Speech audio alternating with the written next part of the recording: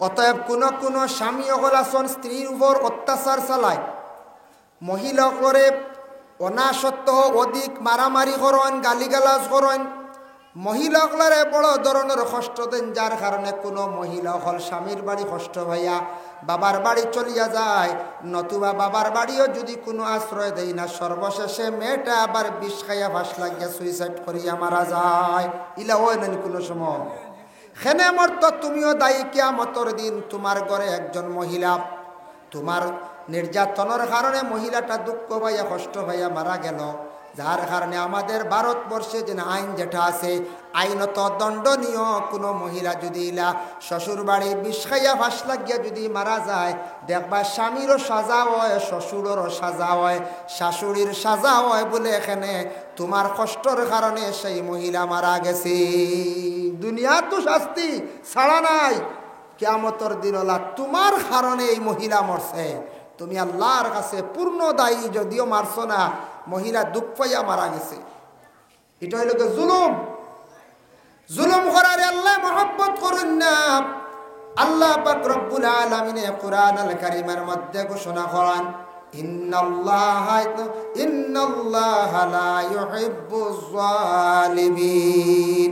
আমি আল্লাহ কামুল হাকিমিনে জালিম হকলরে কখনো পছন্দ করি না, মহব্বত করি না। জালিমরে আল্লাহ মহব্বত করে না। এর জন্য জুলুম করা যেটা খুবই খারাপ। যে কোনো ব্যাপারে জুলুম, নিজর স্ত্রীর উপর লাগাবাড়ি এক মানুষের সে লাড়িতরা হরণ লাড়িছন সে সুঙ্গা গুণ না সাউন্ড বক্স গুণ হরাই লক্ষ ডাকিব সাউন্ড মিলাই আল্লাহুম্মা সাল্লি আলা মাওলানা মুহাম্মদ আলা আলি সাইয়্যিদিনা। এর জন্য আল্লাহর ওয়াস্তে যে কোনো প্রকারের জুলুম থাকি আপনার আমার বাঁচিতাম বলে খিলাম। যে কোনো জুলুম হইয়া থাকছে গিয়া মুখ দিয়ক, হাত দিয়ক, সম্পদ দিয়ক, জুলুম থাকি আমরা বাঁচিতাম, নতুবা কিয়ামতের দিনে এই অবস্থা হবে। সাহাবায়ে কেরামরা আবার প্রশ্ন করেন, ইয়া রাসূলুল্লাহ, ইয়া হাবিবাল্লাহ, 3 নম্বরে কোন গুরু মানুষ কিভাবে কি ধরনের সূরত লইয়া কবর থাকি উঠিবা? আল্লাহর রাসূলে ফরমায়, আলা সূরাতিল খানাজির, শুকরের সূরত ধারণ করিয়া এরা কবর থাকি উঠিবা। শুকরের সূরত, শুকরের সূরত মানে শুকর তো কত মানে নিকৃষ্টতম একটা জন্তু না পঞ্চায়, ও জন্তুর সূরত লইয়া উঠিবা। ইয়া রাসূলুল্লাহ, তার কারণ কি?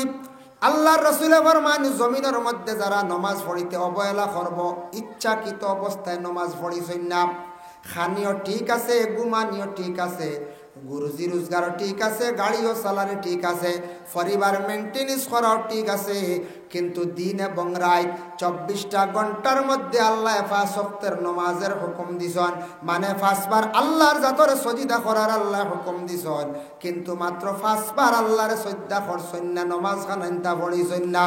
যারা ইচ্ছাকৃত অবস্থায় নামাজরে তরক করবা, কিয়ামতের দিন তাদের চেহারাটা হইব বলে কিলা খালা শুকরের সূরত লইয়া উঠিবা।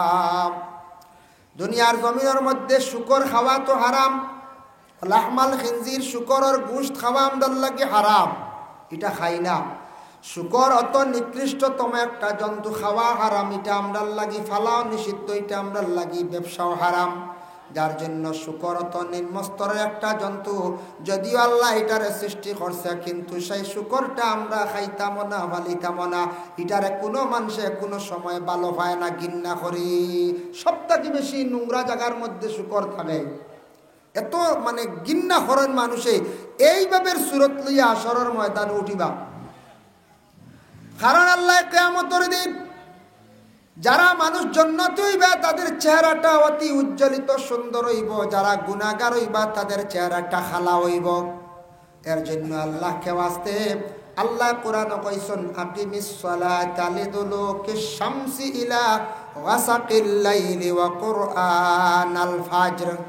আল্লাহ কইতা আকিমিস সালাত, নামাজটারে তুমি তান কায়েম করে লাও, লিদুলুকিশ শামস, দিনের বেলা, সূর্য যখন উঠিব 3 ওয়াক্তের নমাজ তাফসীর লেখছন জোহরের নমাজ আসরের নমাজ মাগরিবের নমাজ গাসাকিল লাইল অন্ধকার রাত্রিতে তুমি তান 2 ওয়াক্তের নমাজ পড়ো এশার নমাজ আর ফজরের নমাজ আল্লাহ 24টা ঘন্টার মধ্যে দিন এবং রাতের মধ্যে মাত্র আল্লাহ কইছেন 5 বার তুমি তান আমারে সিজদা করো আমারে সিজদা করা মানে আমারে আল্লাহ বলিয়া স্বীকার করলাই আমি আল্লাহ তোমার সৃষ্টি করছি বলিয়া তুমি বিশ্বাস করলাই তোমার দিল দিয়া তুমি স্বীকার করলাই তখন আমি বুঝমু তুমি আমারে মানছো বিলকুল তুমি আমার সজিদা দিতাই না আমার খবর আমার ইয়াদ করতাই না আমি আল্লাহ তোমারে ফিস দিব কিয়ামতের দিন তোমার চেহারা সুন্দর থাকতো না চেহারাটা খালা থাকবো এর জন্য এইভাবে ভয়ানক সূরত লইয়া মানুষ হাসরের ময়দানে উঠিবা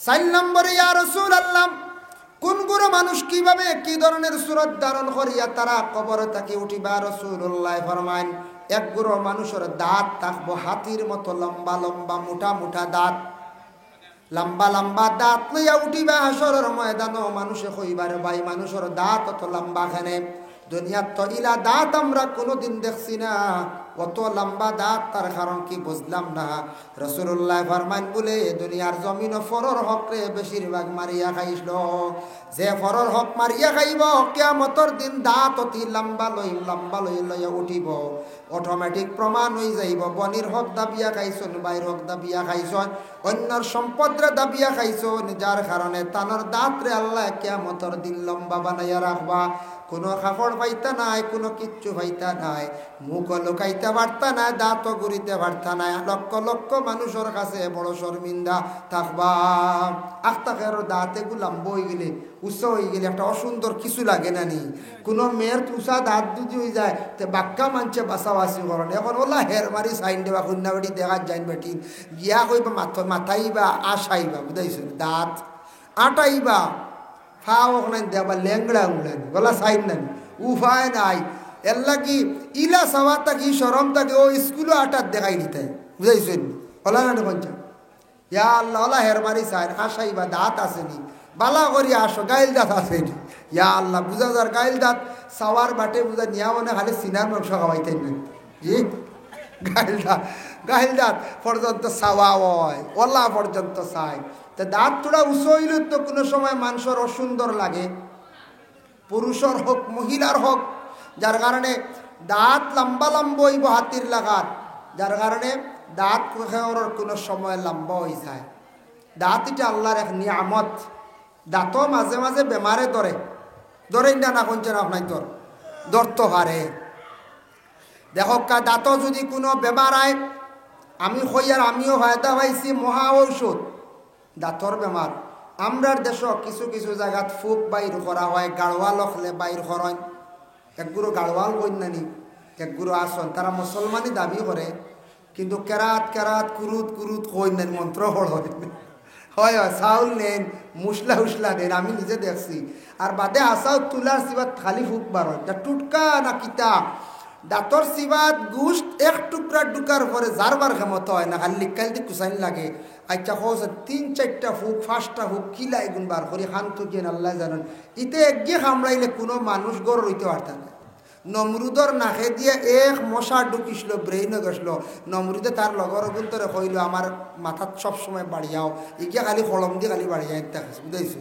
বাড়িতে তার বুড়া লাগি গেছে জ্ঞান নমরুদ রে আখতে এখন জোরে বাড়ি মারছে নমরুদ ডাট্টা করিস বুঝাইছে যার কারণে বিশেষ করিয়া এক সাধারণ কুদি বিবলার খামড় যাওয়া যায় না বাইন 4-5টা ফুক খান থেকে বাড়াইতে আচ্ছা যাক মনে করিলে ফুক হয়ে গেছো এটা বেশিরভাগ হয় লিভার তাকিয়া দাঁতর রোগ হয় লিভার তাকিয়া দাঁত যদি অপরিষ্কার থাকে পরিষ্কার রাখুন না হঠাৎ তাকি হয় দাঁতর রোগ হইলে কবিরাজি একটা ওষুধ আছে মহা ঔষধ যারার দাঁতর মধ্যে রোগ আছে পরীক্ষা করিয়া দেখবা বালা লবণ খড়াইয়ের মধ্যে বাজিয়া লাল করবা সকালে দাঁত একবার মাজিবা বিকালে একবার দাঁতরে মজন দিয়া ঘুমাই যাইবা কোনো সময় দাঁত ক্ষয় রোগে ধরিলাই দাঁতর মধ্যে বিভিন্ন যন্ত্রণা আসি যায় লবণের দ্বারা দাঁতর ভিটামিন যুক্তটা পুরা হয়ে যায় এর কারণে দাঁতর অনেক রোগ কমি যায় বালা হয়ে যায় বিষ বেদনাও কমি যায় লবণ খালি গরম মানে বালা করে লাল করি বাজিয়া আর বেদায়া ও নেহায়া সেই কিতাবের মধ্যে লেখছেন, নিশ্চয় আপনারা শুনতে পারেন, ইজাজাত তাব্বাত ইয়াদা কুল হুয়াল্লাহ 3টা সূরা দিয়া দাইম করিয়া উতির নামাজ পড়িলে দাতর বড় বড় কঠিন রোগ রে আল্লাহ সমাধান করেন। যার জন্য বিশেষ করিয়া দাঁত একটা নিয়ামত আল্লাহ বাবা দান করছে, জিহ্বা যেটা এটা আল্লাহ একটা নিয়ামত দান করছে, যার কারণে দাঁত কোনো অসুবিধা হইলে জিহ্বার কষ্ট হয়, আর জিহ্বার কোনো অসুবিধা হইলে দাঁতর কষ্ট হয়। ওই নিনা না কোন যায় জিহ্বার যদি কোনো বেমার হয়ে যায় দাঁতে কানি পায় না, জিহ্বা গা হইলে হানি আছে জি না, বালা হানি নাই। আর যদি দাঁতর গুড়ির কিচ্ছু ঢুকেতে জিহ্বা শান্তি হয় না। হাই রে হায়, কি যা সুন্দর একটা সিস্টেম। আমি ফাঁকে দিয়ে একটা আপনারা সামনে একটা কাহানি হইয়া, একটা ফাঁকে দিয়ে কোনো কিতাবই নাই, একটা কিচ্ছা হইয়া। দুনিয়াত আমরা ফানিরে দাম দিয়ার না তেলরে দাম দিয়ার, 1% মানুষে মেসাবরে দাম দিয়ার না জেনারেল শিক্ষারে দাম দিয়ার গুরুত্ব দিয়ার, ওটা দেখাইতে গিয়া একদিন আমি একটা ডিভাইড সম্পর্কে, তাদের মধ্যে ডিভাইড আরম্ভ হয়েছে একটা ঘটনা নিয়ার। একটা গল্পর বইয়ের মধ্যে দেখলাম তেল আর ফানির মধ্যে একটা ডিভাইড আরম্ভ হয়েছিল। বহু উচ্চ পর্যায়ের একজন জ্ঞানী একটা গল্পটা লেখছেন। তেলে কইল রে বাই ফানি, তোমার জমিনও মূল্য কেমন দেখি খোঁজাইন। বলে আমার দুনিয়ার জমিনের মধ্যে আমার মূল্য আছে, আমার দাম আছে। বলে খেনে, বলে আমি ফানি না হইলে কোনো গাছ হয় না, কোনো সবজি হয় না, ফানি না হইলে মানুষও বাঁচে না। কিন্তু ওই সময় তেলে উঠিয়া কইল রে ভাই ফানি, তুমি যত দামি হও না কেন, আমি জেলা তেল দামি, তুমি কিন্তু ইলা দামি নাই। বলে কিলা? বলে ফানি কোনোদিন পড়লে মানুষে ফুসিয়া মাথার দেন না, দেননি জি না, তেল পড়লে মানুষে তুলিয়া মাথার দেন হয়। ই তেল বাইয়া পড়ছে দোন হইতো, ইতে একটা মানুষের মন বুঝ দেন। তেল বাইয়া পড়ছে কমছে 100 গ্রাম, কিন্তু বাইয়া দোন আইতো হই থাকি। এর অর্থ হইলো তেল উঠে তুলো হালাইতায় না, বুঝাইছেন? ওটা সাজও লাগাও। ও তেল পড়ে গেলে মানুষ যখন তেল তেল করিয়া বুঝেন দোন বাইয়া উঠিত। আচ্ছা যাক মনে করিলে বাইয়া উঠো কুবালা। তেলে কইল রে বাবানি, তোমার তাকি আমি দামি। বলে কিলা? বলে মাটিত পড়লে মানুষ তুলিয়া খালি মুছন, আর আমি তেল না হইলে উপায় নাই। তেলের দামও বেশ, ফানির দাম কম। ফানির দাম কম না পঞ্চায়েত 10 টাকায় 500 গ্রাম পানি মিলে, তাও ওটা 20 দেরি বেইলি দামি পানি, বুঝতে। আর 10 টাকার তেল কত উঠা হইবা বর্তমান সময়ে? জি বুধবাইত রানি 50 গ্রাম, 20 টাকা শ আনি 200 টাকা তেল। আচ্ছা 150 টাকা 100 টাকা শ। তেলের কত দাম, মানুষের শরীরও লাগায়, মাটিত পড়লে তুলিয়াও লাগায়। ই তেল কত মূল্যবান, ফানির কিন্তু ইলা মূল্য নাই। সাড়ের ফালার দর যথা মনে করেন, খারও বলতা চলে, সব জায়গাত ব্যবহার হর। তেল কিন্তু বালা জায়গাত ব্যবহার হর। ফানিয়ে হইল হাসাও তোর ভাই, তুমি কিলা দামি হইলা রে ভাই হসাই? তেলরে হইল, তেলে হইল রে ভাই দামি হয়েছে, কিন্তু জীবনে বড় কষ্ট হয়েছে আমার। বলে কিতা? বলে বেটায় ফয়লা আল ছইছে, আল ছইয়া বিচি ফেলাইছে আমারে। বড় সিফাত, ডলার সিফাত থেকে কষ্ট করে বার হয়েছি দেখছি। বলে ও তে তো কষ্ট আছে, হাসাও তো ডলার সিফা বার হয়েছে না। ডলার সিফাত থাকি বার হইলাম, রোদ খাইলাম, মেঘ খাইলাম, বাইরব। এরপরে কতদিন যেন গেল, আমার ফানি কিছু কিছু দিলা, তুমি এই সাহায্য করলাই, ঠিক আছে। এরপরে আবার রোদ খাইলাম, মেঘ খাইলাম, খাইতে খাইতে যখন আমি বড় হইলাম, বিচি ধরলাম, আমি তেল ধরি লাইলাম। তেল ধরার পরে মালিকে খালি সার খালি আমি লাল হয়ে যাইতাম, লইয়া যাইতো গিয়া খাটিয়া। যখন আমি পুরা মানে তেল বনি গেলাম, আমার খাটিয়া বেটা নিয়ে রদিত তৈল, কয় দিন খালি রোদ খাইলাম, বুঝতে। রোদ খাইতে খাইতে রে ভাই একদিন বড় মুগের লইয়া আইসা, যা বাড়িয়ানি শুরু করছি, বুঝতে। যেমনে বাড়িয়ানি শুরু করছে, লাই আর আমরা শস্য লাভ বাড়িয়াই নানি, বাড়িয়ে বার করো। এখন তা কমে গেছে, আগে দেখছি আমরা মা দাদি বার করছো। বাড়ি খাইতে খাইতে রে ভাই মুগৈরের বাড়িয়ে বার হইলাম, কত কষ্ট। আবার বেটা এনিয়া রদিত দিলা, আবার রোদ খাইলাম। রোদ খাইতে খাইতে রে ভাই একবারে শুকাই গেলাম। এরপরে আবার বেটা কি করলো, আবার বেটায় বেগ বরলো, লইয়া রোয়ানা দিছে, নিয়ে আবার মেশিনও নিচে রে ভাই। এমন সিফা থামাইলাম, সিফা খাইতে খাইতে বাইরে তেল বার হইলাম, বুঝতেছেন কত কষ্ট নাকি। ফেরার মেশিনও ঢুকানির বলে কত কষ্ট তেল বার হয়েছি আমি কত দিন গেছে। তুমি উপরে থাকি পড়লে, আসমান থেকে জোরাত দিয়া চিত্রিয়া গেলা, অত শেষ। ফানিয়ে কইল মা ঠিক তুমি খুব কষ্ট করছো তার লাগে তোমার দাম বেশ আমার তো কষ্ট নাই মূল্য নাই দাম নাই কইতরা কিন্তু আমি একদিন দামি তুমি তেল কোনো কানু থাকতাই নাই বলে কোন দিন থেকে খসাই ও সময় ফানিয়ে কইল রে ভাই তেল শুনো আমি একদিন বিবাহ দেওয়ার পরে সুন্দর করে এখন বইনে এখনো ঘর বানাইতে পারছে না স্বামীর বাড়ি বড় কষ্ট করে বইনে একদিন আসিয়া কইল ভাইয়াইন আমার সম্পদগুলা যদি দিলাও তাহলে বিক্রি করিয়া নিয়ে আমি এখন ঘর বানাইয়া আমার স্বামীর লইয়া সন্তানাদি লইয়া জীবনে আমি সুখ শান্তিতে জীবনটা কাটাইতাম বারমো ইলা কত বনিনতে বাইয়াইন তরে হইতরা কিন্তু বাইয়াইনতে সম্পদ বার করি দিন না কোনো হাতটাও দিন না এটা এখন না এটা দেরি আছে আবো এটা বাদে বাটি এটা দিলেও সারা বেশি নিবা গিয়া বুঝাইছিল বনির সারা সিনচিনাত করিয়া বাটিয়া দিলাইতা নিয়ম হয়েছে যখন বুধবাইয়া বনিতে কুজানি দর্শন দিলাইতা যার কারণে বনির তোর হক যদি খেও মারিয়া খায় আপন বাইয়ের হক যদি খেও যদি মারিয়া খায় তাহলে জানিয়া রাখবা বাবা কিয়ামতের দিন হক খানেওয়ালা যারা এতিমর হক যদি মারিয়া খায় তাহলে কিয়ামতের দিনের আর দাঁতটা এইভাবে লম্বা লম্বা হইব আরেক জিনিস খেয়াল করবা হিংসা হিংসা দুই অবস্থায় যাইজ নতুবার হিংসা যাইজ নাই হিংসা একমাত্র ছাত্র জীবনে ছাত্র আরেক ছাত্রর লাগে হিংসা করতে পারে বলে খিলা কম্পিটিশন এক ক্লাসও 5টা ছাত্র আসন আমি 1 নম্বর হইতাম এইভাবে খালি বেশ করি পড়িয়া তারে আমি নিচে ফেলাইয়া আমি 1 নম্বর পর্যায়ে গিয়ে পৌঁছিতাম ফার্স্ট ডিভিশন নিতাম এইভাবে ছাত্র যদি পড়াশোনার মাধ্যমে হিংসা করে তার লাগি যাই যাচ্ছে অসুবিধা নাই আইলা 1 2 নম্বরে আল্লাহ আল্লাহ করতে ইবাদত করতে বাড়ির মুরব্বি সাহেব দেখছি মসজিদও যাইন ফজর রক্ত ফজর বাদে নফলও পড়েন দেখছি তিলাওয়াত করেন তান তাকে আমি বেশি করতাম তান তাকি বেশি আল্লাহ আল্লাহ করতাম এইভাবে যদি মনোভাব নিয়ে হিংসা যদি করেন যাইজ আছে আর দুনিয়ার বুকে কোনো অবস্থায় হিংসা আপনার আমার জন্য যাইজ নাই হিংসা যেন করবা তান হতি অমুক বালা চলি যার হিংসা অমুকে রুজি করিলার হিংসা অমুক বড় মহিলায় বালা খাইলার হিংসা অমুকর ঘরের ফুড়ি গিয়ে বালা চলি যার হিংসা ইলা হিংসা যেন করবা তান হতি যার লাগি করবা তার বালা কোরআন শরীফে সূরা ইউসুফ আছে সূরা ইউসুফের লম্বা ঘটনা আমার সামান্য হওয়ার উদ্দেশ্য হইল আমরার দেশ কিছু জায়গাত বায়ালির মধ্যে একটা হিংসা থাকি যায় বাবা বায়ালির হিংসা করিয়া কোনোদিন উন্নত হওয়া যায় না হযরতে ইউসুফ আলাইহিস সালাতু ওয়াস সালামর 10 বায়ানতে নিয়ে বাইরে নিয়ে কুয়ার মধ্যে ফেলাই দিশা ইউসুফ রে কিন্তু বায়ানতে হিংসা করিয়া বাইর কিচ্ছু করতে পারছই না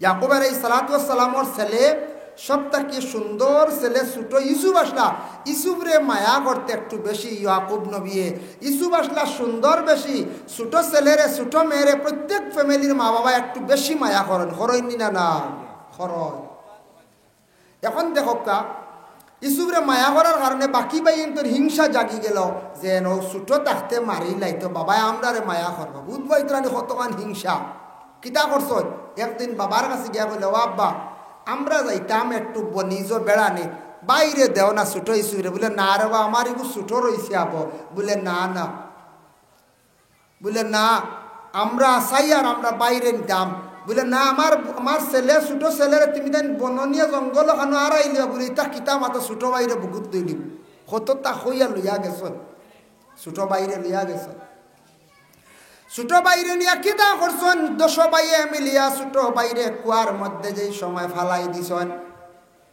ফালানের লগে লগে আল্লাহ জিব্রাইল ফেরেশতারে হুকুম করলা জিব্রাইল যাও চাই আমার ইউসুফরে তুমি গিয়া রক্ষা করো পানিত পড়তে দিও না কিতাব লেখা দেখলাম বাবা হযরতে জিব্রাইল ফেরেশতা ইউসুফ নবীরে পানিত পড়বার আগে মুআল্লাক রাখি দিছেন সুবহানাল্লাহ ও সময় সিরিয়ার এক বুড়ো মানুষ কাফেলা বনিজ যাইত্রা যাইতে সময় ও কুয়া দেখিয়া তারা কুয়ার কিনারা লইছে জল খাওয়ার জন্য বালতি ছাড়ছে ডুল ছাড়ছে ডুলের মধ্যে ইউসুফ নবী দরিয়া তাই উঠে গেছেন অতি সুন্দর একটা বাচ্চা দেখিয়া কাফেলার মানুষে কি করলা কইলা চলো আমরা মিশরের বাদশার কাছে নিয়ে সমঝাইয়াই মিশরের বাদশার কাছে নিয়ে সমঝাইয়া কইলা বাদশা কুয়ার মধ্যে বালতি ছাড়লাম অত সুন্দর একটা বাচ্চা পাইলাম আপনার সন্তানাদি বড় কম আপনার সন্তানটা বাচ্চার ডারে ফালিলা কুয়া মিশরের বাচ্চা লালন পালন করছেন কম দিনে ইউসুফ নবী অতি সুন্দর একজন যুবক টকটকে যুবক ছেলে বঞ্চন সুন্দর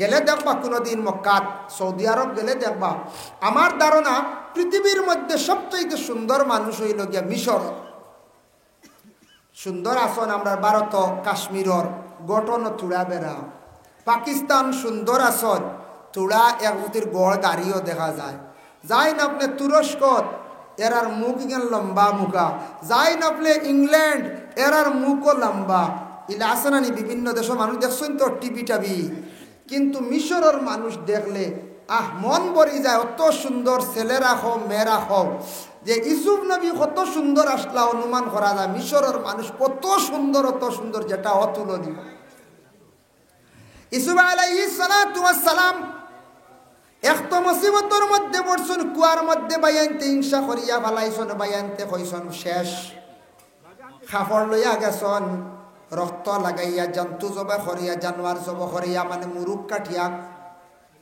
গিয়া হইলাও আব্বা আমরা ছোট ভাই ইউসুফের জায়গার মধ্যে জঙ্গল রাখলাম বেড়াইতে গিয়া হঠাৎ আমরার বাইরে বাগে জাহট মারিয়া লইয়া গেছে গিয়া বলে প্রমাণ কিতাব বলে ও ইউসুফর একটা কাপড় লইয়া আইছি ইয়াকুব নবী কইলা রে হায় রে বনর বাঘ অত আখলওয়ালা আমার ছেলে লইয়া গেছে কাপড় খুলিয়া থইয়া গেছি এটা বাঘ আসুন হ্যাঁ হায় রে বনর বাঘ বাপে কইত্রা অত আখলালানি ফুয়া লইয়া গেছে কাপড় খুলিয়া থইয়া গেছে আর তারা রক্ত উক্ত লাগাইয়া হইয়া কইত্রা আমরার বাইরে খাই দিছে বনর বাঘে ইয়াকুব নবী এইটা মানিয়া নিছুন না কইছন আমার ছেলেরে তারা আরো কিতা করি লাইছুন কোনো পর্যায়ে কোনো পন্থা মারি লাইছুন ইয়াকুবে নবী এখান দিত্রা আল্লাহর কাছে দোয়া করডায় আল্লাহ আমার ছোট ছেলের অত আদর করতাম মায়া করতাম আমার ছোট ছেলের রে আল্লাহ জমিন যদি জিন্দা রাখো একটা বার আমার ছেলেরে আমার কাছে মিলাইয়া দিও এই দোয়া ইয়াকুব নবীর আল্লাহ কবুল করি লাইছন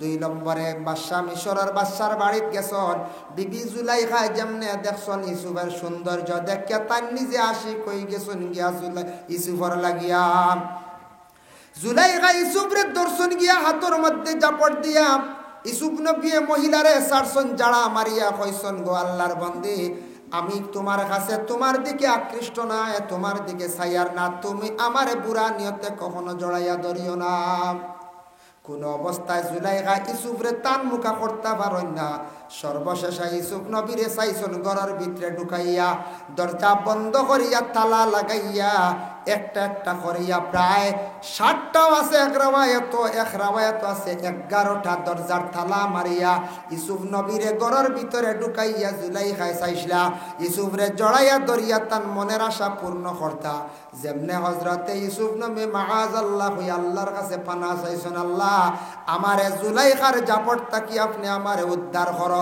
হইয়া ইউসুফ নবী দৌড় দিছন জুলাইখা পিছন দিকে কাপড় ধরিয়া টান মারছন পিছন দিকে কাপড় ছিড়িছে আর দাসাইয়া 60টা দরওয়াজার তালাগুলা অটোমেটিক খুলে গেছে গিয়া সুবহানাল্লাহ পরবর্তীতে জুলাইখায় বিভিন্ন প্রকারের চক্রান্ত করিয়া মিসা তহমত তুলিয়া ইউসুফ নবীরে জেলর ভিতরে ঢুকাইল ইউসুফ নবী জেল গেলা খান দিলা দোয়া করলা রে আল্লাহ বাইনতে কুয়ার মধ্যে ফালাইলা আজকে আমার কুয়ার তাকি তুলিয়া আপনি আনাইলাই এখন আমার জুলাইখার চক্রান্তর মধ্যে ফালাইয়া রে আল্লাহ আবার জেলখানার মধ্যে ঢুকাইলাই আল্লাহ তোমার লীলা খেলা বুঝবার ক্ষমতা নাই আল্লাহ তুমি আমি ইউসুফরে আপনি আমার রক্ষা খান্তা করো জানিয়া রাখবা বড় ধরনের মুসিবত মানুষ পড়লে মানুষের দরজা বুলন্দ হয় হযরতে ইউসুফ আলাইহিস সালাতু ওয়াস সালামের উপরে 2টা মুসিবত পড়ছে আল্লাহর কাছে খান্দিছন দোয়া করছন তান সম্মান মর্যাদা আল্লাহ জমিনে বাড়াইয়া দিছে জেল তাকি বাহির হইলা ইউসুফ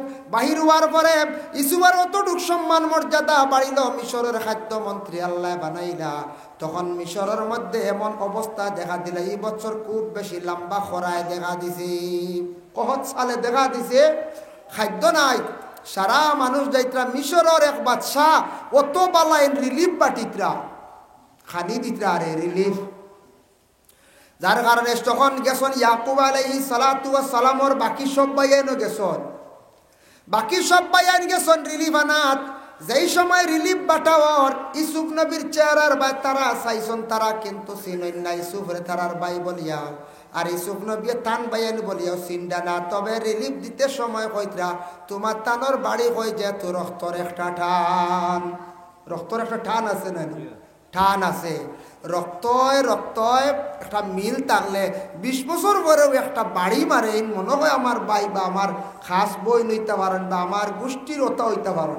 একটা রক্তর শ্রেণী যদি মানে মিল থাকে ধরা পড়ি যায়। আল্লাহর বান্দাগান একটা ঘটনা আপনাদের সম্মুখে আনি। মা বিলকুল বিবাহ করা হারাম জানি তো আমরা। হুররিমাত আলাইকুম উম্মাহাতুকুম, মারে বিবাহ করা হারাম, দুধমা বিবাহ করা হারাম, সৎমাও বিবাহ করা হারাম, মার মা নানিও বিবাহ করা হারাম। নানি তো আর কেউ বিবাহ করতে না, বুড়ো হয়ে যায় ওলা নানি হইতে পারত না, জোয়ান যদি নানি থাকি যায়। হ্যাঁ, বর্তমানকার অবস্থা খুব খারাপ। নানি 2 বাচ্চা তুইও যাইতে রাখি, শরমর ব্যাপার বা আমরা দুঃখ লাগে আখতাম। যার কারণে হইয়ার হতার প্রসঙ্গে হইলাম। এর জন্য বিশেষ করিয়া মা বিবাহ করা হারাম। প্রথম যুগে ইবতেদা ইসলামের মধ্যে একটা ঘটনা হয়েছে বাবা। একটা ছেলে একবার মানুষে লালন পালন করিয়া বড় করছে, কিলা ছোটবেলা সে হারিয়ে গেছিল। আগর আমল মানুষ বেশি হারিতা, কারণ কোনো ধরনের সোশ্যাল মিডিয়া আসলো না, উন্নত কোনো ঠিকানা আসলো না, মানে যোগাযোগ আসলো না, ফোনও তেমন আসিতা বিলকুল আসলো না, বিলকুল যোগাযোগ নাই। মানুষ হাত তাকে ছুটি গেলে হারিয়ে গেলে এই মানুষ আর পাওয়া গেছে না। ওভাবে হারিয়ে গেছে ছোট বাচ্চাটা।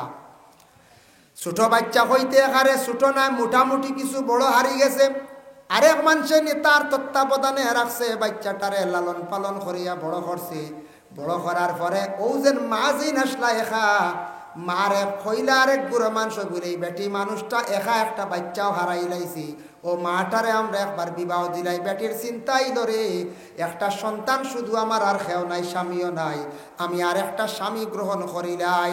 তখন মানুষে জানে না ও মার যে ছেলে হারিছে, আর পরে ও ছেলের লাগি আর ও মার লাগি মানুষে কিতাব আল্লাহ বিবাহ দিলাইলাম। মানুষ বলে এও বেকস খেও নাই, আর এই মহিলারও খেও নাই, বয়সা লোক তবে বিবাহ দিলাও। আগে আগে ইলাও আসলো, শুনছি বা আমরা দেখছিও প্রায় মেয়ের বয়স 30-35, ছেলের বয়স 25, বিবাহ হয়েছে। তা কোনো বাধা আসলো না, বুঝাইছেন? এটা হলে আসলো এক সময় আসলো তো বিবাহ হয়েছে। বিবাহ দিলাইছেন, বিবাহ দেওয়ার পরে দেখা যায় যেই সময় মেয়েটা গড়ের মধ্যে, তার মা গড়ের মধ্যে, ছেলে তো এই লোক স্বামী, মা এবং ছেলের জানা নাই, কোনো মানুষের জানা নাই। ছেলেটা মার গড়ের মধ্যে ঢুকতে না ঢুকতে তার শরীর জ্বলা উঠে গেছে গিয়া। জলদি ঘর থাকি বাইর হইল, হইল কারণটা কি? তারে আমি বিবাহ করছি, স্ত্রী আমার ঘরের মধ্যে, স্ত্রীর কাছে যাইতাম, ঘরের ভিতরে প্রবেশ করতে না করতে আমার শরীর জ্বলা উঠে গেছে, তার কারণটা কিতাব। আবার রাত্রিবেলা কিছু সময় পরে আবার গিয়া ঢুকছে, ঢুকতেও গিয়া তার শরীরও জ্বলা উঠছে। এমন জ্বলা আরম্ভ হয়েছে, এই মহিলার নিকটে সে যাইতে পারে না।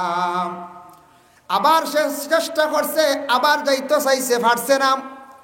সর্বশেষে সে কিন্তু গড়তাকি বাইরইয়া সমস্ত রাত কাটাইয়া পরের দিন প্রতিবেশী সারারে কইল যে মহিলার সঙ্গে বিবাহ দিছি, মহিলার কাছে আমি যাইতাম পারি না, আমার শরীর জ্বলা শুরু হয়ে যায়। তখন মহিলারে ডাক দিয়া নিয়া মানছে জিজ্ঞাসা করলা, কইলা গো আল্লাহর বান্দি, কৌসান তোমার মধ্যে কোনো কিচ্ছু আসেনি, তোমার কাছে ছেলেটা যাইতে পার না, তার কারণ গীতা?